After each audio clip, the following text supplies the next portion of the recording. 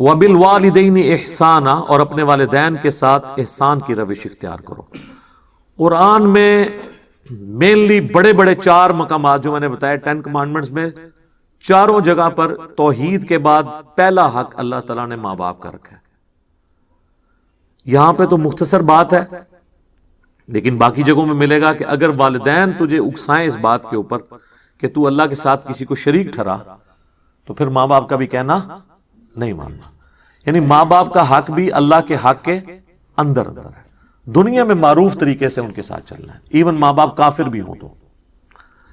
اسما بنت ابی بکر جو حضرت ابو بکر کی بیٹی تھی، ان کی ماں کافرہ تھی، تو صحیح بخاری میں آتا ہے کہ انہوں نے اللہ کے نبی علیہ السلام سے کہا کہ میری ماں مشرکہ ہے، میرے پاس آتی ہے، میں اس کے ساتھ کیا معاملہ کروں؟ تو آپ نے فرمایا دنیا میں معروف طریقے سے اس کے ساتھ بیہیو کرو، یعنی وہ جو ہیومن ڈگنیٹی ہے وہ وائلیٹ نہیں ہوگی۔ کافر ماں باپ بھی ہیں، بیمار ہوں گے، آپ ان کا علاج کروائیں گے، ان کی صحت کا خیال رکھیں گے، ان کے باقی معاملات کو دیکھیں گے، لیکن بات آپ نے ماننی ہے اس رب کی جس نے آپ کو ماں باپ دیے ہیں، اس رب کے پیغمبر کی کہ جو دنیا پہ اس رب کا نمائندہ ہے صلی اللہ علیہ وآلہ وسلم۔ والدین کے ساتھ احسان کرو، وَبِذِي الْقُرْبَى، اور اپنے قریبی رشتہ داروں کے ساتھ۔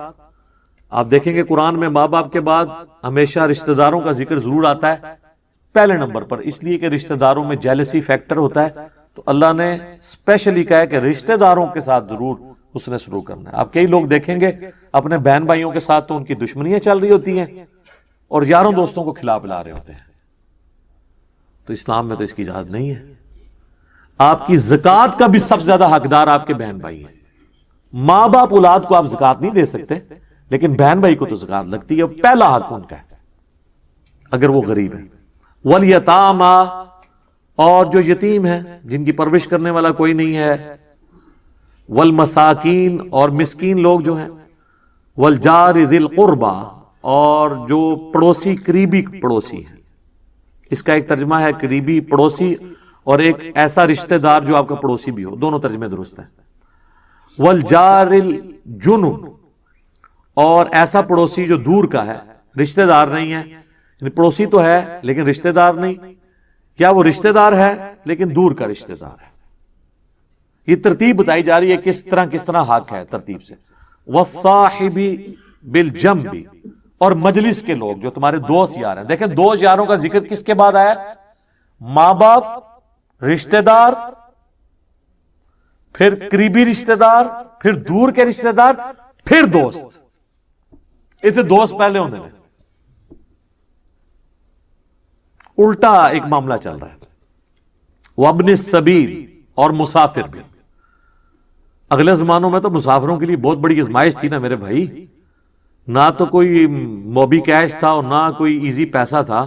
کسی کو راستے میں قافلے کو لوٹ لیا اور وہ گھر سے 4 مہینے کی مسافت پہ ہے، اس کا اونٹ بھی کسی نے چوری کر لیا، تو وہ گھر کیسے پہنچے گا؟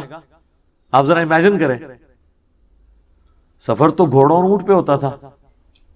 ایون آج کے زمانے بھی اگر آپ کے پاس کرایہ نہیں ہے تو آپ کس طرح، ایک بندہ کراچی سے اسلام آباد آتا ہے، یہاں اس کی جیب کٹ گئی ہے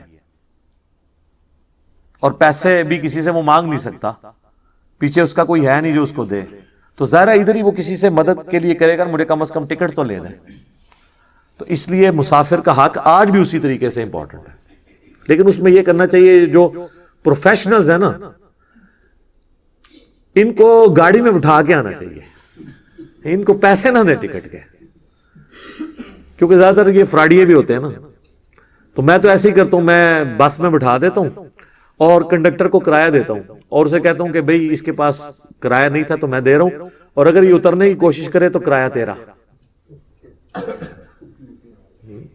تو وہ اتر جائے، بے شک کنڈکٹر کو تو لگ ہی جائے گا نا، وہ تو بیچارہ پہلے محنت مزدوری کر رہا ہے۔ اچھا، ہم لوگ محنت مزدوری کرنے والوں کو دیتے ہوئے کتراتے ہیں، اور جو ہم سے مفتہ مانگتے ہیں، میری تو اکثر اس طرح، اب تو خیر میں نے اپنے گھر والوں کو کافی ایجوکیٹ کر دیا کہ آپ لوگ 10-10 ہزار کی شاپنگ کر کے نکلتے ہیں کپڑوں والی دکانوں سے، اور باہر چنگچی والے کے ساتھ یہ بحث کر رہے ہوتے ہیں، وہ 60 مانگ رہے ہیں، آپ اسے 50 دے رہے ہیں، اور ادھر سے ایک فقیر گزرتا ہے، اس کو 20 روپے نکال کے دے دیتے ہیں، تو اس فقیر کو آپ 10 دے دیتے، اس کو 60 کے 60 پورے دے دیتے۔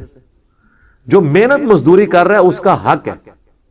اور میرے تو اپنے زندگی میں اصول ہے, مجھے اگر کسی جگہ کے کرائے کا پتہ ہے, چونکہ میں بھی پبلک ٹرانسپورٹ پہ ہی سفر کرتا ہوں, ٹیکسی پہ یا رکشے پہ یا آئی ایس پہ, تو چلیں فکس کرایہ ہوتا ہے.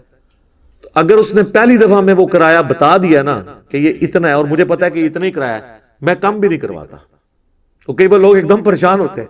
ایک دو بار تو جب میں نے کہا ٹھیک ہے چلیں, وہ کہتے ہیں نہیں جی لے جاؤ, وہ ڈر جاتے ہیں کہ یار یہ کون سا بندہ ہے جس کو 120 بتایا تو اس نے 100 بھی نہیں کہا, تو یہ کیڑے چکر ہیں چاہے. یا اس کو یہ شک پڑ جاتا ہے کہ میں نے واقعی کم مانگ لیا ہے, مجھے زیادہ مانگنا چاہیے تھا, ایسا بھی ہو جاتا ہے. اور جو بٹھا لیتے ہیں پھر میں ان کو راستے میں بتاتا ہوں کہ میرے بھائی دیکھو میں نے تمہارا کرایہ کم نہیں کروایا. کیوں نہیں کروایا؟ تم نے جائز مانگا تھا, تو آمدہ بھی جائز مانگنا. ہم بھی تمہاری طرح کے ملازم پیشہ لوگ ہیں, ہم کوئی یعنی چندوں پہ تو نہیں پل رہے, یا ہم لوگوں کی جیبیں نہیں ہتھیاتے ہیں کہ ہمارے پاس اتنا مال ہو کہ ہم جو ہے وہ اپنی علیحدہ سے ٹیکسی کے اوپر سفر کر رہے ہوں. تو ہماری بھی کوشش ہوتی ہے کہ یار بس جتنا نامینل طریقے سے گزارا ہو سکے, تو اس کو ریئلائز بھی کرا دیتے ہیں.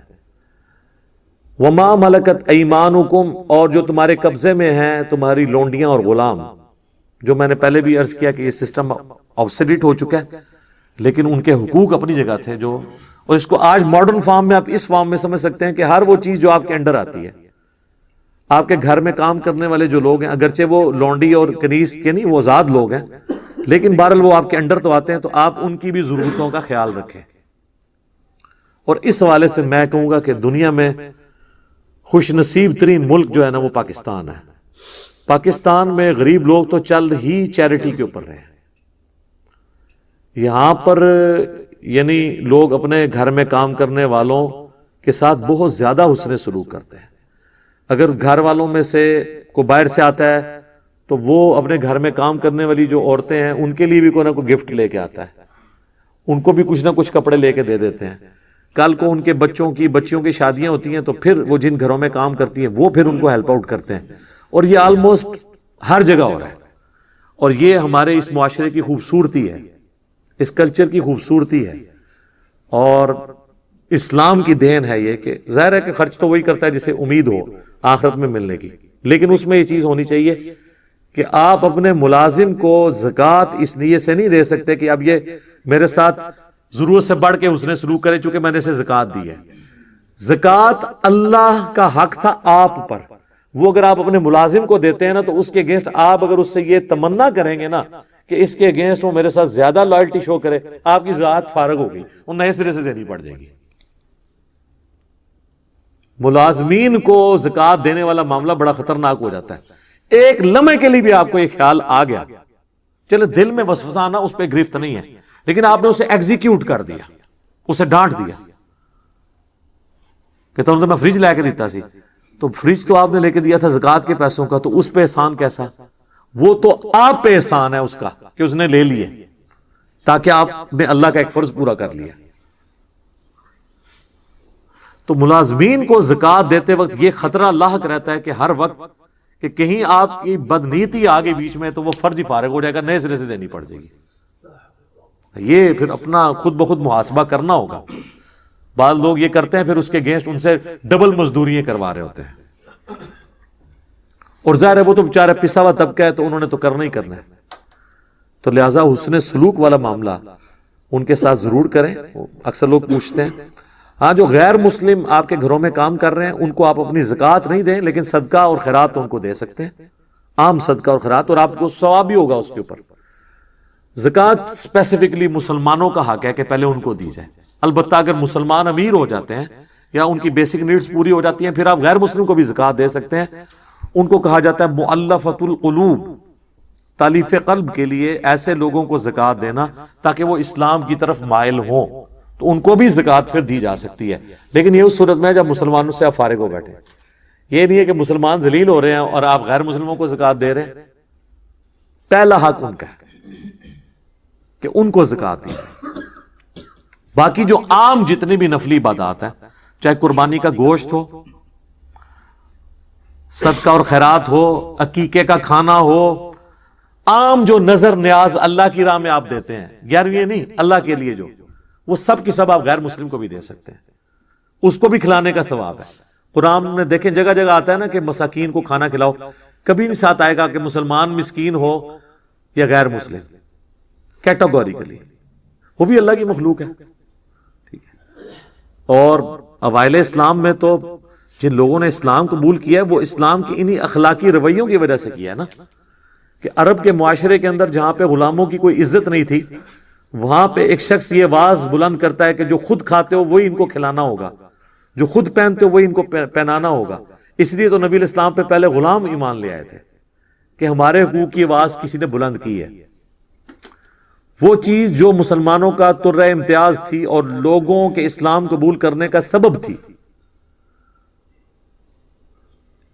وہ ہم نے دنیا کو بتانی تھی کہ ہم بیسک ہیومن رائٹس کے اندر بلیو کرنے والے ہیں، نہ کہ یہ کہ ہم اپنے مسلمانوں سے پیسے لے کے بھی ان کو ملاوٹ شدہ چیزیں دے رہے ہیں، ان کے ساتھ دھوکہ اور فراڈ کر رہے ہیں.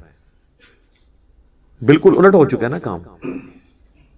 آپ دیکھ لیں، آپ کی والدہ ہاسپٹل میں ایڈمٹ ہوں خدا نہ خواستہ، اور آپ کو ڈاکٹر ایک ٹیکہ لکھ کے دے کہ جی اس ٹیکے سے آپ کی والدہ کی جان بچ سکتی ہے، اور آپ میڈیکل سٹور پہ جائیں اور وہ کہیں جی یہ 2 ٹیکے میرے پاس اویلیبل ہیں، یہ حافظہ اللہ تعالیٰ اور دامت برکاتہم عالیہ نے جو نیا میڈیکل سٹور انہوں نے میڈیکل دوائیاں بنائی ہیں ان کا ٹیکہ ہے، اور یہ جرمنی کے ایک کافر ڈاکٹر کا ٹیکہ ہے. تو جب مولوی ہے نا وہ بھی ادا لوے گا ٹیکہ، مولوی بھی مولوی کا ٹیکہ نہیں لے گا، انہوں پتا ہے کہ اے رحمت اللہ علیہ ساڈے بھی رحمت اللہ علیہ کرائے گا. یہی ہے، ہمیں تو کوئی اعتماد نہیں. میں اپنی پرسنلی آپ کو بتاؤں، میں نے جب بھی کوئی کرسچن مزدور یا مستری کام پہ لگائے ہیں نا تو مجھے تو بڑی بے فکری ہوئی ہے، نہ تو انہوں نے کوئی خرد برد کی ہے، میرا تو بڑا اس حوالے سے تجربہ ہے.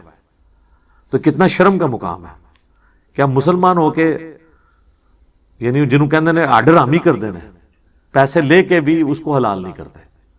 تو لوگوں کو ان تکلیفوں سے گزرنا پڑ رہا ہے. تو ایک عام آدمی کو تو اس سے کوئی غرض نہیں کہ آپ کی داڑھی کتنے انچ ہے اور آپ نماز کتنے منٹ کی پڑھتے ہیں. عام آدمی کو تو یہ غرض ہے کہ آپ کا اس کے ساتھ تعلق معاملات کا کیسا ہے. لیکن میں دوسری ایکسٹریم پہ بھی نہیں جاؤں گا کہ صرف معاملات ہی سیدھے اور اللہ تعالیٰ کو کہو جی اللہ سے اپنے حق معاف کر دے گا، وہ بھی دوسری ایکسٹریم ہے. اللہ کے حق بھی اور مخلوق کے حق، یہ دونوں پیرلل میں چل رہے ہیں. ایک پر سے پرندہ نہیں اڑتا، 2 پروں سے ہی اڑتا ہے. تو یہ اللہ تعالیٰ نے دونوں چیزیں، حقوق اللہ بھی حقوق العباد بھی، امر بالمعروف بھی یعنی نیکی کا حکم بھی، اور نہی عن المنکر بھی. خالی فضائل اعمال نہیں، نہی عن المنکر نہیں کرتے نا، وہ کہتے ہیں امر بالمعروف کریں گے، اعمال کے فضائل سنائیں گے. نہی عن المنکر جو ہے نا وہ تو ظاہر ہے اس میں تو خطرہ ہوتا ہے کہ اگلا بندہ کوئی سنا ہی نہ دے. علم بھی عمل بھی، یہ بھی دیکھ لیں جوڑا ہے.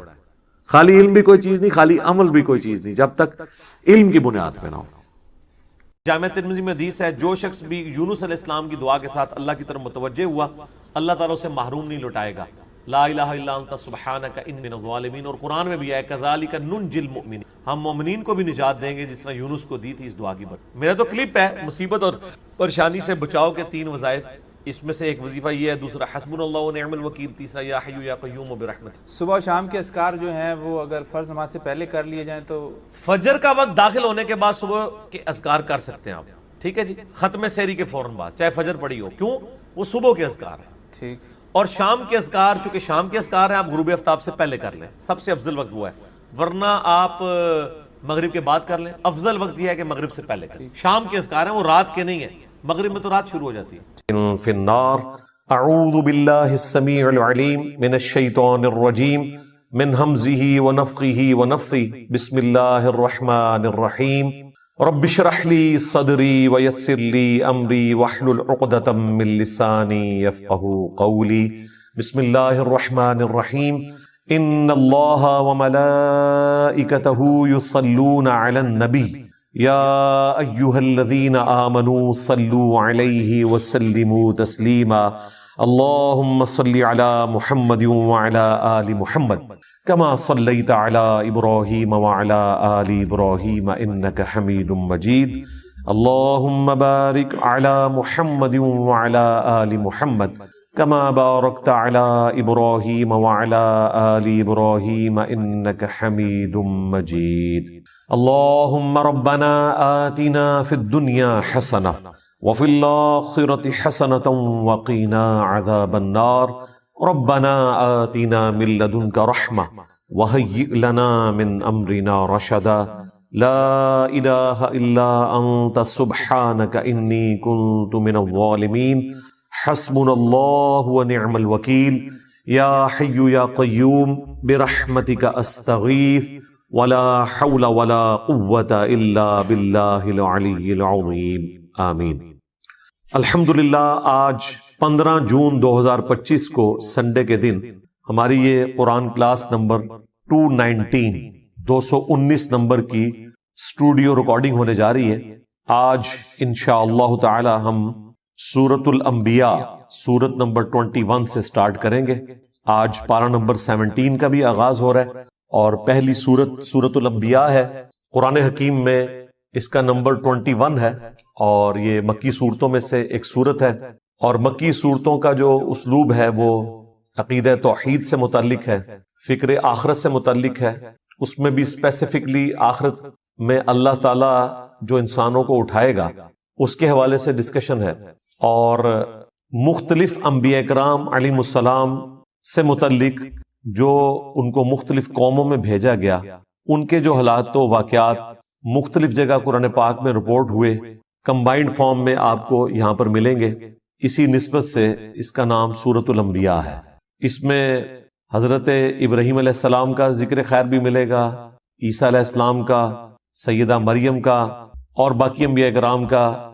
بعض کا نام آیا ہے، بعض کا تھوڑا تفصیلی ذکر آیا ہے، اور کنکلوژن اس کی اللہ کے محبوب صلی اللہ علیہ وآلہ وسلم کو جو اللہ تعالیٰ نے ٹائٹل دیا وما ارسلناک الا رحمۃ للعالمین، اس پہ جا کر یہ سورت کنکلوڈ ہوگی۔ انبیاء کرام علیہ السلام سے متعلق عقیدہ کیا ہونا چاہیے اور انبیاء کرام کا اپنا کیا عقیدہ ہوتا تھا، یہ دونوں چیزیں اس سورت کے اندر بیان ہوگی۔ عام آدمی جس نے قرآن کبھی ترجمے سے نہیں پڑھا، اس سے اگر پوچھا جائے کہ سورۃ الانبیاء میں کیا ہوگا، تو عموماً جو آپ کو ان پڑھ جاہل قسم کے لوگ علماء میں سے بھی اور واعظین میں سے بھی، وہ آپ کو یہی کہتے سنائی دیں گے کہ جی اس میں انبیاء کرام کی خوبصورتی کا بیان ہوگا، ان کی آنکھیں کیسی تھیں، ان کے بالوں کا رنگ کیسا تھا۔ وہ اس قسم کی باتیں بیان کرتے ہیں اور ممبروں سے کرتے ہیں۔ سورۃ الانبیاء سے بہتر اور کوئی صورت نہیں ہے بات بتانے کے لیے کہ انبیاء سے متعلق آپ کا کیا عقیدہ ہونا چاہیے اور انبیاء کا عقیدہ توحید اپنا کیا تھا۔ یہ دونوں باتیں اس میں بیان ہوئی ہیں، اور ہمارے سب کانٹیننٹ میں جو دین تصوف نے عقائد کی خرابی پروپیگیٹ کر دی ہے، اس کی جڑ کاٹنے کے لیے ایک صورت کافی ہے، چھوٹی سی صورت ہے، اور عقیدہ توحید کو بھی واضح کرے گی، انبیاء کرام علیہ السلام کے اپنے سٹیٹس کو بھی واضح کرے گی کہ انبیاء کے بارے میں آپ نے کیا عقیدہ رکھنا ہے، ان کو منی گاڈ نہیں بنانا، اور انبیاء کرام ہر مشکل ہر پریشانی میں اپنے رب کی طرف رجوع لاتے تھے۔ اس کا ذکر بھی آپ کو اس میں ملے گا۔ یہ ڈومیننٹ چیز ہے سورۃ الانبیاء کے حوالے سے۔ سٹارٹ ہی میں آپ کو نبی اسلام کا جو ذکر خیر ہے، آپ کی جو دعوت توحید ہے، اس کے مقابلے پر مشرکین عرب نے جو آپ کو رسپانس کیا اور جو آپ کے لیے غلط زبان استعمال کی، آپ علیہ السلام کو جو تانے دیے، اور اس پر جو اللہ تعالیٰ کا جواب ہے، شروع کی چند آیات میں ہی آپ کو عقیدہ کلیئر ہو جائے گا۔ اس عقیدے کا کوئی لینا دینا نہیں ہے دین تصوف میں پھیلائے گئے عقیدوں سے، جن میں پیغمبر منی گاڈ ہوتا ہے، کوئی بزرگ بابا جو ہے وہ منی رسول ہوتا ہے، اور ان کے علماء جو ہیں وہ منی صحابی ہوتے ہیں۔ یعنی اس طرح ان کو ٹائٹل دیے ہوتے ہیں انہوں نے، اور ایسے مرتبے دیے ہوتے ہیں۔ یہ سٹارٹ ہی میں آپ کو بالکل کلیئر ہو جائے گا۔ اعوذ باللہ من الشیطان الرجیم، بسم اللہ الرحمن الرحیم۔ اقترب للناس حسابهم، قریب آ گیا ہے لوگوں کے حساب کا وقت، وہم فی غفلۃ معرضون، لیکن ان کا حال یہ ہے کہ وہ غفلت میں منہ پھیرے ہوئے ہیں۔ ایبسولوٹلی اس آیت کو دیکھا جائے تو پوری انسانیت کے لیے جیسے انسان نے مرنا ہے، آخرت کی زندگی شروع ہو جانی ہے، اس کا حساب بالکل اس کے قریب ہے، لیکن انسان غفلت کی زندگی گزار رہا ہے۔ اور اگر آپ اسے ریلیٹیولی دیکھیں آنے والے ٹاپک کے ساتھ، تو یہ مشرکین عرب سے متعلق ہے کہ اللہ تعالیٰ نے ان کے لیے فیصلہ فرما لیا ہے کہ ان پر عذاب استیصال آئے گا، غزوہ بدر کی شکل میں، اس کے بعد غزوہ احد کی شکل میں، خندق کی شکل میں، کئی لوگوں کو اس سے پہلی توبہ کی توفیق مل جائے گی، کئی کو نہیں ملے گی. ان کے حساب کا وقت اب قریب آ چکا ہے، لیکن یہ غفلت میں منہ پھیرے ہوئے ہیں. ما یأتیہم من ذکر من ربہم محدث، ان کے رب کی طرف سے کوئی بھی نئی نصیحت نہیں آتی مگر اس حال میں الا استمعوہ وہم یلعبون، کہ وہ اسے سنتے تو ہیں مگر کھیل کود میں مگن ہوتے ہوئے، کیجول لیتے. سورۃ الفرقان میں ہے نا کہ اللہ کے نیک بندوں کی نشانی یہ ہے کہ وہ اندھے اور بہرے بن کر اللہ کی آیات پر نہیں گرتے، غور و تفکر کرتے ہیں. اللہ تعالیٰ کی طرف سے پیغام آیا، اسے سیریس لینے کی ضرورت ہے. بجائے اس کے کہ اسے سیریس لے، وہ کہتے تھے یہ اگلے لوگوں کی کہانی ہے، اور پہلے بھی ہم نے اتنی باتیں سنی، کوئی عذاب نہیں آیا. اگر یہ نبی واقعی سچا ہے اور یہ کہتا ہے کہ مرنے کے بعد زندہ کیا جائے گا تو بڑا آسان سا ٹیسٹ ہے، ہمارے ماں باپ کو زندہ کر دے، ہمارے سامنے لے آئے، ہم اس پہ ایمان لے آئیں گے. تو بھائی اگر یہ سب کچھ ہو جائے تو پھر آپ کون سا ایمان لے کر آئے؟ ایمان کا تو مطلب ہی ہے غیب میں دیکھ کر ماننا. ان الذین یخشون ربہم بالغیب لہم مغفرۃ واجر کبیر، جو اپنے رب سے بغیر دیکھے ڈرتے ہیں ان کے لیے مغفرت اور بڑا اجر ہے. دیکھ کر تو سب نے مان لینا ہے. تو اللہ تعالیٰ فرما رہا ہے ان کے پاس کوئی بھی نصیحت آتی ہے، قرآن کی کوئی بھی صورت نازل ہوتی ہے، آیات نازل ہوتی ہیں، تو وہ اسے کیجول لیتے ہیں، اس حال میں سنتے ہیں کہ وہ کھیل میں مگن ہے. آج مسلمانوں کا بھی یہی حال ہے. مسلمان تو خیر اس سے بھی پیچھے چلے گئے، وہ کم از کم سن لیتے تھے، یہ تو سننے سے بھی قاصر ہے. عربی آتی نہیں ہے، ترجمہ سنتے نہیں ہیں. لاہیۃ قلوبہم، ان کے دل غافل ہو چکے ہیں. وَأَسَرُّ النَّجْوَى، اور یہ آپس میں سرگوشیاں کرتے ہیں. الذین ظلموا، جو کہ ظالم لوگ ہیں، اور کہتے کیا ہیں؟ هل هذا الا بشر مثلکم، یہ تو نہیں مگر تمہارے جیسے ہی ایک انسان. یعنی نبی اسلام کے بارے میں وہ کہتے ہیں یہ تمہارے جیسے ہی ایک انسان ہے، اس نے جو دعوی پیغمبری کیا ہے اس میں اور ہم میں کوئی فرق نہیں. نعوذ باللہ. افتأتون السحر وانتم تبصرون، کیا تم پیروی کرو گے اس جادو کی جس کو تم اپنی آنکھوں سے دیکھ رہے ہو کہ یہ جادو کر رہا ہے، اس میں کوئی حقیقت نہیں ہے، تو آنکھوں سے دیکھنے کے باوجود تم اس سحر کی پیروی کرنا شروع کر دو گے. وَلِعَوْذُ بِاللَّهِ تَعَالَى. یہ نبی اسلام کے لیے وہ غلط کلمات استعمال کرتے تھے. اس کے بعد بھی کافی ساری چیزیں آئیں گی، لیکن اس میں غور طرف بات یہ ہے کہ ان کی بات سچ ہے لیکن اس کا اینگل انہوں نے غلط دیا ہوا ہے. یہ بات تو سچ ہے کہ نبی اسلام بھی انسان ہی تھے. سورہ بنی اسرائیل میں آیا کہ اگر زمین پر فرشتے آباد ہوتے تو ہم فرشتوں میں سے پیغمبر بھیجتے. اب چونکہ انسان آباد ہیں تو انسانوں میں سے پیغمبر آئے گا. بات سچ ہے، لیکن بظاہر تو یہ ہماری طرح کے انسان ہیں، اس میں کوئی شک نہیں ہے. سب سے بڑا فرق اس حوالے سے جو وہ ایمفسائز نہیں کرتے تھے وہ یہ تھا کہ ان پر اللہ کی طرف سے وحی آتی ہے، اور وہ ایسا کلام لے کر آئے ہیں عربیوں میں کہ عربی بھی ششدر رہ گئے قرآن کے اس اعجاز کو دیکھ کر. اسی وجہ سے جو لوگ حق سے غافل تھے انہوں نے یہ کہنا شروع کر دیا گویا کہ نبی اسلام جادو کر دیتے ہیں لوگوں کے اوپر. جو بھی سنتا ہے وہ آپ پر ایمان لے آتا ہے اگر وہ سلیم الفطرت ہوا. اگر بےایمانی پہ اترا ہوا ہے تو اس کے لیے قرآن میں کوئی ہدایت نہیں. سیدھی سی بات ہے، قرآن میں ہدایت اس کے لیے جو واقعی ہدایت قبول کرنا چاہے. صحیح مسلم میں جو دماد نامی ایک عامل کا ذکر ملتا ہے، اردو میں ہم زماد کہتے ہیں، عربی میں دماد ضاد کے ساتھ. وہ جھاڑ پھونک کا کام کرتا تھا. صحیح مسلم شریف میں آتا ہے کہ وہ جب مکے میں آیا تو کچھ لوگوں نے اس سے کہا کہ اس طرح ہمارے ایک بڑے ڈائنامک انسان تھے، بڑی اچھی پرسنالٹی محمد صلی اللہ علیہ وآلہ وسلم کی، اور کچھ عرصے سے انہوں نے یہ باتیں کرنا شروع کر دی ہیں. ہمیں لگتا ہے کہ وہ غار ہرا میں جو گئے تھے وہاں پر ان کے اوپر کوئی آسیب کا سایہ ہو گیا، تو تم علاج کرنا جانتے ہو تو تم ان کا علاج کرو. کوئی جادو ہو گیا ان کے اوپر یا آسیب آ گیا. صحیح مسلم کے الفاظ ہیں کہ وہ نبی اسلام کے پاس آیا تو اس نے کہا کہ اے محمد اگر آپ چاہیں تو میں آپ کا علاج کر سکتا ہوں، آپ بتائیں کہ آپ کیا دعوت رکھتے ہیں، میں آپ کی بات سننا چاہتا ہوں تاکہ میں جج کروں. تو نبی اسلام نے ابھی قرآن تلاوت نہیں کیا، آپ نے صرف خطبے کے سٹارٹ کے الفاظ اس کے سامنے تلاوت کیے. ان الحمد للہ نحمده ونستعینه ونستغفره ونعوذ باللہ من شرور انفسنا ومن سیئات اعمالنا. یہ خطبہ جو میں سٹارٹ میں پڑھتا ہوں. اس نے کہا کہ ایک دفعہ مجھے دوبارہ سنائیں. دوبارہ سنا تو اس نے کہا میں گواہی دیتا ہوں کہ آپ اللہ کے رسول ہیں. یہ کلام ایسا کلام ہے ہی نہیں ہے. ابھی قرآن نہیں پڑھا تھا، صرف خطبے کے الفاظ. اور ظاہر اس میں تو دعوت تھی نا، آپ نے گاڈ اورینٹڈ ہونا ہے ساحروں کی گفتگو اس قسم کی تو نہیں ہوتی، شاعروں کی گفتگو اس قسم کی تو نہیں ہوتی، وہ تو خوابوں کی دنیا میں رہتے ہیں، وہ تو عشق مجازی کا شکار ہوئے رہتے ہیں۔ یہ تو گاڈ اورینٹڈ چیز، اور وہ بھی اتنی پرفیکشن کے ساتھ، وہ ایمان لے آیا۔ اب اس فیلڈ کے ایکسپرٹ نے اسلام قبول کر لیا۔ ہونا تو چاہیے تھا جن لوگوں نے بھیجا تھا وہ سارے بھی مسلمان ہوتے، کیونکہ جس بندے کے اوپر ان کا تکیہ تھا وہ ایمان لے آیا۔ لیکن وہی ہوا جس طرح جادوگر ایمان لے آئے، فرعون نہیں ایمان لے کر آیا، حالانکہ فرعون کو ایمان لانا چاہیے تھا کہ اس کے اپنے جادوگر مان گئے کہ یہ جادو نہیں ہے۔ یہاں پر بھی کافروں کو مان لینا چاہیے تھا کہ ضماد نے جب یہ بات کہہ دی تو پھر یقیناً نبی علیہ السلام ایک غیر معمولی انسان ہے، لیکن چونکہ وہ حق قبول نہیں کرنا چاہتے تھے، اللہ تعالیٰ نے ان کو ہدایت نہیں دی، تو پھر ان کے پاس بہانہ یہ ہوتا تھا کہ یہ جادو ہے، اگلے لوگوں کی کہانیاں ہیں۔ اب اس کے جواب میں نبی علیہ السلام نے اللہ کے حضور عرض کی، قال ربی یعلم القول فی السماء والارض۔ نبی علیہ السلام نے کہا کہ میرا رب خوب جانتا ہے جو بات کہی جاتی ہے آسمان میں اور زمین میں، وہو السمیع العلیم، اور وہی سننے والا ہے، سب کچھ جاننے والا ہے۔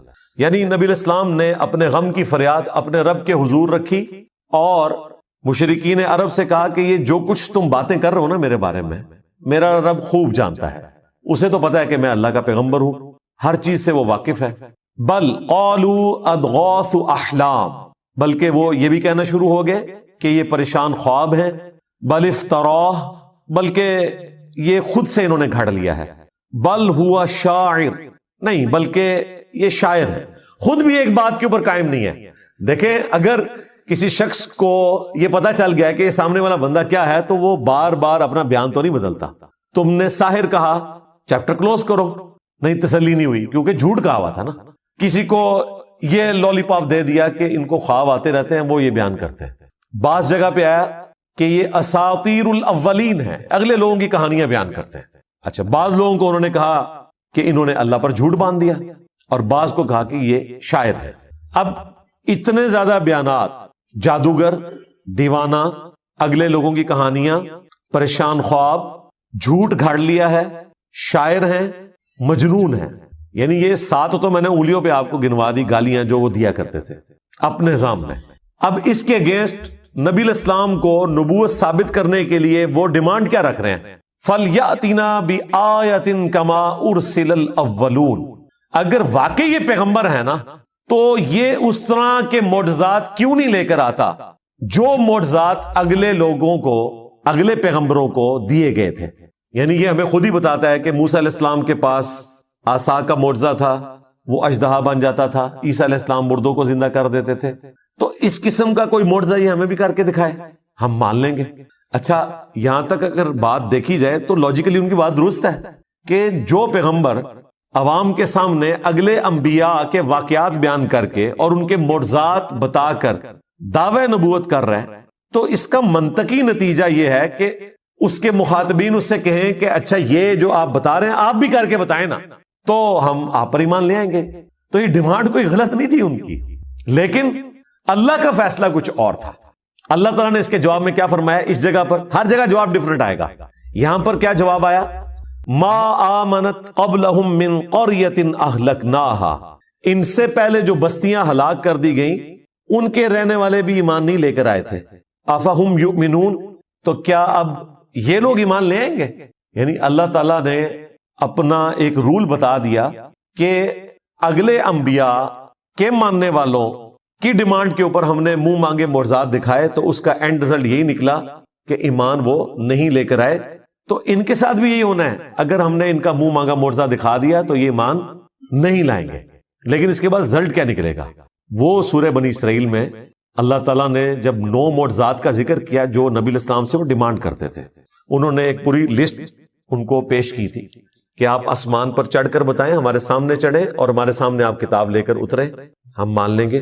آپ کا کوئی باغ ہو جس میں آپ نہریں رواں کر دیں، آپ کا سونے کا کوئی گھر ہو، اس قسم کی وہ ڈیمانڈ کرتے تھے۔ اس کے جواب میں اللہ تعالیٰ نے فرمایا کہ تم فرماؤ کہ میں بشر ہوں، رسول ہوں، میرا کام دعوت حق پیش کرنا ہے، یہ معجزات اللہ کے پاس ہے۔ اور پھر کئی جگہ پر قرآن پاک میں اس بات کا جواب اللہ تعالیٰ نے اس طریقے سے دیا کہ اگر ہم ان کو منہ مانگا معجزہ دکھا دیں گے پھر ان کے لیے وقت مقرر کر دیا جائے گا، پھر یہ توبہ نہیں کر سکتے۔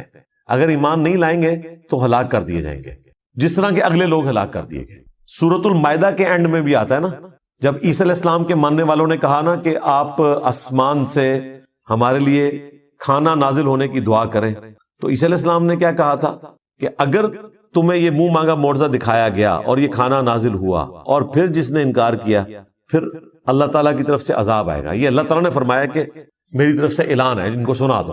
تو یہ اللہ تعالیٰ کا قانون ہے کہ جب منہ مانگا معجزہ پورا کیا جائے، اس پر انکار آئے تو پھر اللہ تعالیٰ اس قوم کو ہلاک کر دیتا ہے۔ لہٰذا یہ اللہ تعالیٰ کی رحمت ہے کہ منہ مانگا معجزہ نہ دکھایا جائے۔ رہا یہ وسوسہ آنا کہ ہو سکتا ہے کہ وہ ایمان لے آئیں، تو بھائی پورا ٹریک ریکارڈ ہے، لوگ ایمان نہیں لے کر آئے۔ سورۃ الانعام میں سورہ الحجر میں اللہ تعالیٰ نے فرمایا کہ اگر ہم ان کی آنکھوں کے سامنے آسمان سے قرآن کو نازل کرتے تختیوں کے اوپر، اور یہ نازل ہوتا ہوا دیکھ لیتے اور اس لکھی ہوئی کتاب کو اپنے ہاتھوں سے چھو بھی لیتے، تب بھی انہوں نے یہ کہنا تھا کہ ہماری آنکھوں پر جادو کر دیا گیا۔ یعنی دل بے ایمان تھے اجتا ڈھیر۔ آپ یہ نہ سمجھے کہ اگر ان کی وہ ڈیمانڈ پوری کی جاتی تو انہوں نے مان لینا تھا، بالکل نہیں ماننا تھا۔ کیا جادوگروں کے ایمان لانے کے بعد فرعون نے مان لیا تھا کہ میرے ایکسپرٹس نے ڈکلیئر کر دیا ہے کہ یہ جادو نہیں ہے، یہ پیغمبر ہے؟ نہیں مانا۔ تو یہ اللہ کی رحمت ہے، منہ مانگا معجزہ نہ دکھانا۔ اگر منہ مانگا معجزہ دکھا دیا جائے تو پھر اللہ تعالیٰ کا عذاب آ جاتا ہے، اور پھر وہ عذاب ٹلتا نہیں ہے۔ اگر کوئی اس وقت توبہ بھی کرے، اس کی توبہ قبول نہیں ہے۔ یہی بات اللہ تعالیٰ نے یہاں کی۔ کیا ان سے پہلے لوگ جن کو ہم نے ہلاک کیا، ان قوموں کو، وہ ایمان لے آئے تھے جو یہ ایمان لے آئیں گے؟ اب اس سے یہ بھی پتا چل گیا کہ نبی علیہ السلام کو اللہ تعالیٰ نے کافروں کو دکھانے کی خاطر اس قسم کا کوئی معجزہ نہیں دیا جو کافر ڈیمانڈ کیا کرتے تھے۔ لہٰذا یہ دعویٰ کرنا کہ عبد القادر جیلانی نے مردہ زندہ کیا اور اس میں یہ رنگ بھرنا کہ چونکہ حضرت عیسیٰ علیہ السلام نے مردہ زندہ کیا تھا تو اس امت کے اولیاء جو ہیں وہ بنی اسرائیل کے پیغمبروں کی طرح ہیں، یہ کوئی آیت حدیث نہیں ہے، یہ ایک آپ سمجھ لیں قرآن و حدیث سے ڈڈکٹ ہوئی ہے بات، اور وہ صرف علماء کے لیے نہیں ہے، یہ پوری امت ہی نبیوں والا کام کر رہی ہے۔ کنتم خیر امت اخرجت للناس تأمرون بالمعروف وتنہون عن المنکر۔ یہ پوری امت ختم نبوت کی برکت سے نبیوں والا کام کر رہی ہے۔ اس اعتبار سے پوری امت بنی اسرائیل کے پیغمبروں کی طرح ہے، کام کرنے کے اعتبار سے۔ مرتبے کی نہیں بات ہو رہی، یہ ذہن میں رکھیے گا، انبیاء کے مرتبے کو کوئی نہیں پہنچ سکتا، کام کرنے کے اعتبار سے۔ اب جن کی پرائمری رسپانسبلٹی تھی دعوت حق پیش کرنا، یعنی کہ اللہ کے محبوب صلی اللہ علیہ وآلہ وسلم، ان کے مخالفین جو تانا دیا کرتے تھے، اس تانے کو ختم کرنے کے لیے بھی اللہ تعالیٰ نے نبی علیہ السلام کو عصا کا معجزہ یا مردہ زندہ کرنے کا معجزہ نہیں دیا۔ تو عبد القادر جیلانی تو شاہی کوئی نہیں، یہ ساری سٹوریاں کہانیاں بنائی ہوئی ہیں۔ پھر عبد القادر جیلانی کو بھی جسٹیفائی کرنے کے لیے نبی علیہ السلام سے متعلق بھی ایک جھوٹا واقعہ مشہور کر دیا کہ ایک صحابی کے بچے نے جو ہے وہ دوسرے بچے کو ذبح کیا، اور پھر نبی علیہ السلام کی دعوت کو جابر بن عبداللہ کی طرف منسوب ایک توبہ توبہ توبہ۔ قرآن تو بالکل اور بات کر رہا ہے۔ پھر ہمارے جو خادم رضوی صاحب تھے وہ کہتے ہیں جی ممتاز قادری جو ہے وہ اپنی ایمبولینس سے باہر نکل آیا اور قبر پہ گئے تو 2 تلواریں اٹھائے ہوئے باہر نکل آیا، اور جیسے ہی پولیس والے قریب آئے تو ڈر کے پھر دوبارہ لیٹ گیا۔ یہ میں کہہ رہا ہوں پوری دنیا نو بریلوی کر لو یار، اس طرح کا منظر دکھا کے سب جھوٹ ہے، اس طرح نہیں ہو سکتا بھائی۔ اگر نبی علیہ السلام کو وہ معجزات نہیں دیے گئے نا تو باقیوں کو تو دینے کی ضرورت ہی نہیں ہے نا۔ باقیوں کو منوانا تو نہیں ہوتا، اللہ نے منوانا صرف پیغمبر کو ہوتا ہے۔ پیغمبر کے بعد کرامت کا کنسپٹ یہ ہے کہ اللہ تعالیٰ کسی پہ کرم کرتا ہے، کوئی کر کے نہیں کچھ دکھا سکتا، یہ ذہن میں رکھیے گا کہ میں یہ کرنے لگا ہوں یا میں یہ کر سکتا ہوں۔ یہ صرف نبی کہہ سکتا ہے، وہ بھی اتنا جتنا اللہ اس کو بتائے، کیونکہ نبی کو منوانا ہوتا ہے، غیر نبی کو تو نہیں منوانا ہوتا۔ تو نبی علیہ السلام کے بارے میں کافر اتنی بڑی بڑی باتیں کر رہے ہیں اور اس کی کنکلوژن اس اعتبار سے کر رہے ہیں کہ اچھا تو واقعی اگر نبی ہے نا، تو شاعر نہیں ہے، تجھے پریشان خواب نہیں آتے، تو نے اللہ پر جھوٹ نہیں باندھا، تو اگلے لوگوں کی کہانیاں بیان نہیں کرتا، تو جادوگر نہیں ہے، تو مجنون نہیں ہے، تو ٹھیک ہے جو تو نے خود معجزات بیان کیے نا ان میں سے کوئی ایک معجزہ کر کے دکھا تھا۔ نہیں، سورۃ الانعام میں اللہ تعالیٰ نے فرمایا اے نبی ہم نے تو معجزہ نہیں دکھانا جو یہ ڈیمانڈ کر رہے ہیں۔ تم سے ہو سکے تو زمین میں کوئی سرنگ تلاش کر لو یا آسمان پہ سیڑھی لگا دو اور کوئی معجزہ لے آؤ، اور اے نبی جاہلوں میں نہ ہو۔ اتنے سخت الفاظ ہیں۔ یہ قرآن ہے بھائی، یہ کتابوں کا خدا ہے، یہ بابوں کا خدا نہیں ہے، یہ بابوں کا پیغمبر نہیں ہے، یہ بابوں کا دین نہیں ہے، یہ کتابوں کا دین ہے، جو واقعی صحیح بات اللہ تعالیٰ کی طرف سے انسانیت کو پہنچائی گئی ہے۔ تو کلیئر کٹ اللہ تعالیٰ نے فرمایا کہ چونکہ اگلے لوگ ایمان نہیں لے کر آئے تھے، یہ بھی نہیں لائیں گے، لہٰذا ان کے لیے یہ ہے کہ انہیں ڈھیل دی جائے اور منہ مانگا معجزہ نہ دکھایا جائے۔ سورۃ الانبیاء کی 6 آیات پوری ہوئی ہیں اور مسلمانوں کی اکثریت کا عقیدہ اس کا جنازہ نکل گیا کہ اس عقیدے کا کوئی لینا دینا نہیں ہے قرآن و سنت کے عقائد کے ساتھ۔ سورۃ الانبیاء یہ پڑھ کے بتا دیتے تو انہیں پتا چل جاتا کہ انبیاء کا کیا سٹیٹس ہے۔ اس کے جواب میں اگر یہ قرآن کی آیات آدھی پڑھی جائیں اور ان سے پوچھا جائے کہ بتاؤ پھر اللہ نے کیا جواب دیا ہوگا، تو یہ تو آپ کو یہی بتائیں گے کہ اللہ تعالیٰ نے پھر معجزات دے دیے ہوں گے، تو ایسا نہیں ہوا۔ سورۃ العنکبوت میں اللہ تعالیٰ نے فرمایا کہ اے نبی، اس قرآن کے نزول سے پہلے نہ تو آپ کتاب میں سے کچھ پڑھ سکتے تھے، نہ اپنے دائیں ہاتھ سے کچھ لکھ سکتے تھے، ورنہ یہ چیز کافروں کو شک میں مبتلا کر دیتی کہ یہ کتاب آپ نے خود لکھ لی ہے۔ کیا ان کے لیے کافی نہیں ہے کہ اللہ تعالیٰ کی آیات صبح و شام ان پر تلاوت کی جاتی ہیں؟ یہ معجزہ ہے۔ تو دعوی نبوت والا معجزہ نبی علیہ السلام کا قرآن ہے، جس طرح کہ عیسیٰ علیہ السلام کا مردوں کو زندہ کرنا اور موسیٰ علیہ السلام کا لاٹھی کو پھینک کر اژدہا بنانا اور اسے ہاتھ لگانا اور دوبارہ اس کا لاٹھی بننا، اس طریقے پہ نبی علیہ السلام کا معجزہ یہ قرآن ہے۔ یہ سورۃ العنکبوت میں اور کئی صورتوں میں ذکر ہوا، اور نبی علیہ السلام نے تو بالکل کھول کر اس کو مزید بیان کیا۔ بخاری مسلم میں حدیث ہے، اللہ تعالیٰ نے ہر نبی کو کوئی نہ کوئی معجزہ دیا تھا۔ یہ معجزہ تو ہم ویسے علم الکلام میں استعمال کرتے ہیں، قرآن و سنت میں اس کے لیے ٹرم آتی ہے آیتن، یہاں پر بھی دیکھ لیں، فَلْيَأْتِنَا بِآیَةٍ، نشانی، معجزہ عقل کو عاجز کر دینے والی چیز، فزیکل فینامنا آف نیچر کو توڑنے والی چیز، اس لیے ہم یہ معجزہ کی ٹرم استعمال کرتے ہیں۔ ویسے اس کے لیے ٹرم ہے آیا، نشانی۔ تو اللہ تبارک و تعالیٰ نے نبی علیہ السلام کو قرآن کا معجزہ دیا۔ بخاری مسلم میں اس حدیث میں آتا ہے کہ ہر نبی کو معجزہ دیا، مجھے اللہ تعالیٰ نے وحی کا معجزہ دیا ہے۔ میں اللہ سے امید کرتا ہوں قیامت کے دن سب سے زیادہ متبعین میری امت سے ہوں گے، کیونکہ اللہ تعالیٰ نے مجھے ایک یونیک معجزہ دیا ہے، وحی کا معجزہ۔ اور وہ بخاری مسلم میں آتا ہے کہ جنتیوں کا نصف امت محمدیہ سے ہے صلی اللہ علیہ وآلہ وسلم، کیونکہ معجزہ سب سے بڑا ہے۔ لاجیکلی اس سے بیسٹ کوئی آپشن ہو نہیں سکتا تھا۔ ختم نبوت کے بعد اگر انسانی ہسٹری نے ہزاروں سال تک چلنا ہے اور کسی پیغمبر نے نہیں آنا، اور اس آخری پیغمبر نے قیامت تک کے لیے پیغمبر ہونا ہے، تو اس کا لازمی نتیجہ ہے کہ اس کا معجزہ بھی پھر قیامت تک زندہ رہے۔ یہ ختم نبوت کا تقاضا تھا، اور وہی اللہ نے کیا کہ اس کتاب کو محفوظ کر دیا۔ انا نحن نزلنا الذکر وانا لہ لحافظون، بے شک اس الذکر، اللہ کی یاد دہانی کروانے والی کتاب کو ہم نے نازل کیا، ہم ہی اس کی حفاظت کرنے والے۔ اگلی کتابوں کی حفاظت اس لیے نہیں ہوئی کہ کتابیں بدلتی تھی تو نیا پیغمبر آ جاتا تھا اور بتا دیتا تھا کہ یہ گڑبڑ ہو گئی ہے، یہ ٹیمپر ہو گیا۔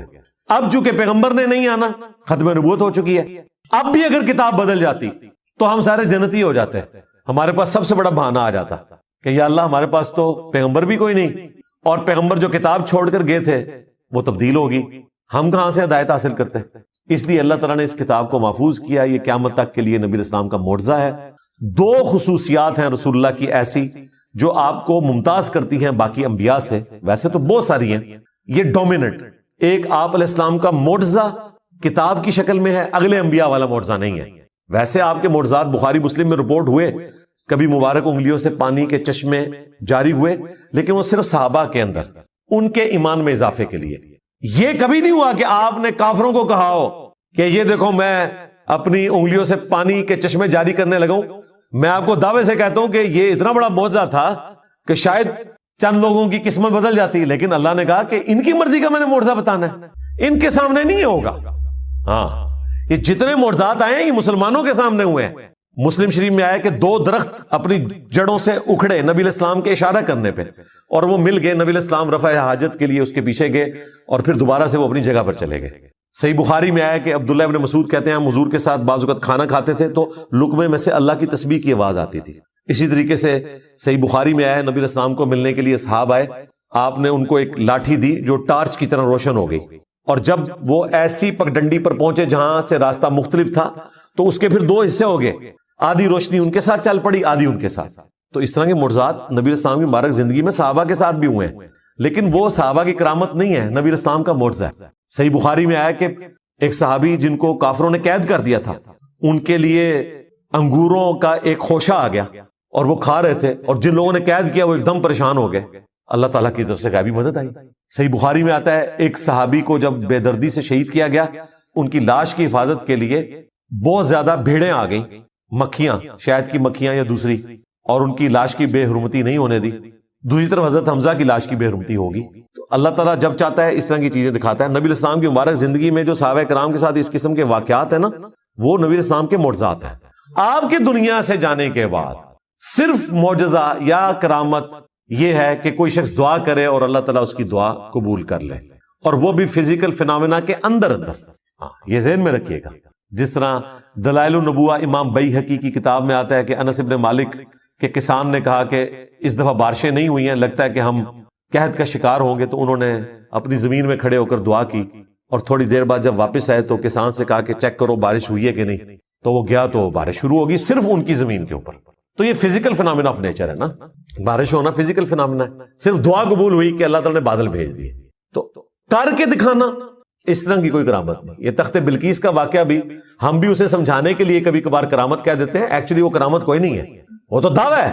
وہ اسی طریقے سے ہے جس طرح میں دعویٰ کروں کہ میں آپ کو بلٹ ٹرین میں 1 گھنٹے کے اندر اندر یہاں سے کراچی بھجوا سکتا ہوں اگر بلٹ ٹرین ہو، اور میں اسے پورا کر دوں، تو ظاہر ہے یہ ایک فزیکل علم ہے۔ ہاں، بغیر کسی ریسورس کے، بغیر کسی علم کے کوئی شخص خامخواہ دعویٰ کرتا رہے تو وہ پاسبل نہیں ہے۔ کرامت اور معجزہ دعویٰ کر کے نہیں ہوتا۔ معجزہ تو کسی حد میں ہو سکتا ہے کہ جہاں اللہ تعالیٰ اجازت دے نبی کو، اور وہ بھی جتنی اجازت دے۔ موسیٰ علیہ السلام کو صرف یہ پتا تھا کہ اس لاٹھی نے اژدہا بننا ہے، یہ نہیں پتا تھا کہ لاٹھی میں پانی میں ماروں تو راستہ بن جائے گا۔ وہ عین اس وقت وہی آئی تو پتا چلا کہ اچھا یہ کام بھی یہ لاٹھی کر سکتی ہے۔ اور پہلی دفعہ جب یہ ہوا تھا موسیٰ علیہ السلام تو ڈر کے خود بھاگ گئے تھے، قرآن میں آتا ہے، خود تو انہوں نے کیا نہیں تھا ورنہ بھاگتے تو نہ۔ تو معجزہ بھی صرف اس حد تک ہے کہ اللہ تبارک و تعالیٰ کسی نبی کو دے اور اسے اجازت دے، تب، ادروائز خود سے کوئی نہیں کر کے دکھا سکتا۔ تو نبی الاسلام کے جتنے فزیکل فینومینا آف نیچر کو توڑنے والے معجزات ہیں، یہ سب کے سب مسلمانوں سے متعلق ہے۔ ایک نشانی ایسی ہے جو بالکل سٹارٹ میں آئی، وہ چاند کا 2 ٹکڑے ہونا تھا، دیٹس آل۔ باقی جتنے فزیکل فینومینا آف نیچر کو توڑنے والے معجزات ہیں وہ صحابہ کرام کے درمیان ہیں۔ آپ کی دعا کی برکت سے 10 بندوں کا کھانا 300 بندوں نے کھا لیا اور اتنا ہی رہا، بخاری مسلم میں آتا ہے۔ یہ بس صحابہ کرام میں رہا، کافروں کے لیے نہیں۔ تو نبی الاسلام کی 2 خصوصیات کیا ہیں؟ آپ کا معجزہ اگلے انبیاء والا نہیں، دعوی نبوت والا قرآن ہے، چونکہ آپ کی نبوت قیامت تک کے لیے۔ اور دوسری خصوصیت، اگلے انبیاء کا انکار کرنے پر اللہ کی طرف سے آسمان سے عذاب آتا تھا، چنگھاڑ کی شکل میں، پتھروں کی بارش کی شکل میں، سمندر میں غرق ہونے کی شکل میں، وبائی امراض کی شکل میں۔ لیکن نبی الاسلام کے کیس میں اس طرح کا کوئی عذاب نہیں آیا، اگر آیا تو قتال کی شکل میں آیا، جو قرآن میں سورہ توبہ میں آیا کہ ہم مسلمانوں کے ہاتھوں سے ان کو عذاب دیں گے۔ تھوڑی بہت آزمائشیں آئیں قحط سالی کی شکل میں، بخاری میں آتا ہے، اور نبی الاسلام سے وہ دعا بھی کرواتے تھے، لیکن جو بڑے لیول کا عذاب ہے وہ قتال کی شکل میں اللہ تعالیٰ نے صحابہ کرام کی تلوار کو مسلط کیا۔ یعنی قرآن اور قتال یہ نبی الاسلام کی 2 خصوصیات ہیں ایکویلنٹ ٹو اگلے انبیاء کے۔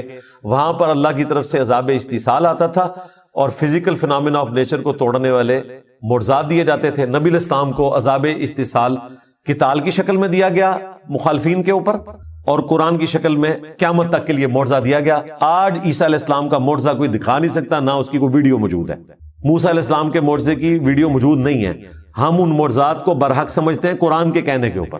دکھا ہم بھی کوئی نہیں سکتے، لیکن قرآن وہ معجزہ ہے جو ہم دکھا سکتے ہیں، جو اس زمانے میں شاعروں کے لیے چیلنج بن گیا۔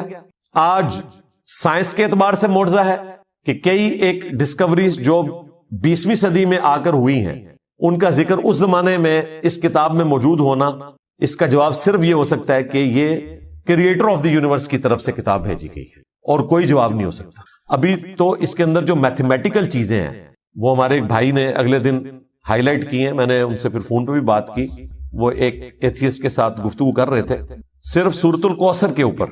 انہوں نے کئی ایک اس کی میتھمیٹیکل جو آرڈر ہیں ڈسکور کیے ہیں۔ ایک تو اس کے اندر جو پیغام چھپا ہے وہ تو اپنی جگہ، جو میتھمیٹیکل آرڈر موجود ہے الفابیٹس کا وہ اتنا یونیک ہے، اور وہ کہتا ہے میں نے تو پورے قرآن کے اوپر اس حوالے سے ورکنگ کی ہوئی ہے۔ اور یہ دیکھیں اتنی بڑی حفاظت ہے کہ قرآن کی کوئی آیت بدلے گا تو وہ آرڈر ڈسٹرب ہو جائے گا۔ ایک لفظ بھی بدل دے تو آرڈر اس کا ڈسٹرب ہو جائے گا. اب یہ وہ چیزیں ہیں جو صحابہ کرام کو بھی نہیں پتا تھی. ہر آنے والا زمانہ قرآن پاک کے حوالے سے نئی چیزیں ہائی لائٹ کرے گا لوگوں کے سامنے. حروف ابجد کا علم صحابہ اور تابعین کے دور میں زبان کے طور پر رائج تھا. یہ تعویذات جو لکھتے ہیں انہوں نے تو اس علم کو ہی بدنام کر دیا نا, ورنہ یہ پیرلل میں ایک لینگویج ہے جس میں آپ اعداد کو جمع کر کے ایک پوری گنتی ہے. جس طرح محمد کے 92 بنتے ہیں, اللہ کے 66 بنتے ہیں, بسم اللہ الرحمن الرحیم کے 786 بنتے ہیں.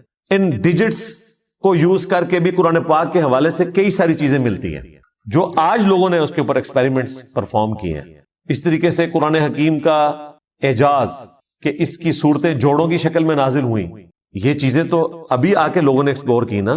حمید الدین فرائی صاحب سے پہلے تو یہ چیز کسی نے ہائی لائٹ نہیں کی تھی. مولانا مودودی رحمہ اللہ نے کئی چیزوں کی ویلیو ایڈیشن کی, کئی ایسی چیزیں انہوں نے ہائی لائٹ کی جو پہلے لوگوں نے ہائی لائٹ نہیں کی ہوئی تھی.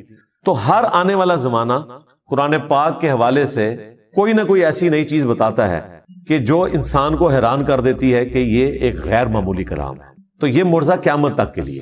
اس اعتبار سے نبی الاسلام کا یہ فرمانا کہ مجھے اللہ نے وہی کا معجزہ دیا ہے, میں امید کرتا ہوں کہ قیامت کے دن سب سے زیادہ متبعین میری امت سے ہوں گے, اس کا پریکٹیکل جو عملی نمونہ ہے وہ ہم نے دیکھ لیا کہ لوگوں نے قرآن کا ترجمہ انگریزی میں پڑھا, اپنی مدر ٹنگ میں پڑھا اور اسلام قبول کر لیا. نبی الاسلام کو دنیا سے گئے ہوئے 1400 سال سے زیادہ گزر چکے ہیں. قرآن کی دعوت الحمدللہ اسی طریقے سے شد و مد کے ساتھ جاری ہے, اور یہ ہے اصل میں انقلاب جو دن بدن بڑھتا چلا جا رہا ہے. جب مسلمانوں کی امپائرز ختم ہو گئی تھیں, دنیا میں کوئی حکومت باقی نہیں رہی, اس وقت بھی یہ انقلاب تھا. آج اللہ تعالیٰ نے 58 اسلامک کنٹریز ہمیں دے دیے, انقلاب آج بھی اسی طریقے سے. کل کوئی ملک ختم بھی ہو جائے, نبی الاسلام کا انقلاب گلی گلی اسی طریقے سے پوری دنیا میں جاری ہے. یہ ہے لیگیسی, جو لیگیسی کسی اور شخص نے نہیں چھوڑی. وما ارسلنا قبلک الا رجالا نوحی الیہم, اور ہم نے آپ صلی اللہ علیہ وآلہ وسلم سے پہلے کوئی بھی پیغمبر نہیں بھیجا مگر یہ کہ وہ مرد ہی تھا اور اس کی طرف ہم نے وہی بھیجی. فَاسْأَلُوا أَهْلَ الذِّكْرِ إِن كُنتُمْ لَا تَعْلَمُونَ, اگر تمہیں علم نہیں ہے تو اہل ذکر سے پوچھ لو. یعنی مشرکین عرب سے کہا جا رہا ہے اگر تمہارے پاس علم نہیں ہے تو جیوز اور کرسچنز کے علماء جن کے پاس الہامی کتابوں کا علم ہے ان سے پوچھ لو کہ نبی الاسلام سے پہلے بھی جو پیغمبر آئے وہ انسان ہی ہوا کرتے تھے. تمہارا یہ اعتراض کرنا کہ یہ ہماری طرح کا انسان ہے, تو اگلے انبیاء بھی انسان ہی ہوا کرتے تھے اور مرد ہوا کرتے تھے, عورتوں میں کوئی پیغمبر نہیں آیا.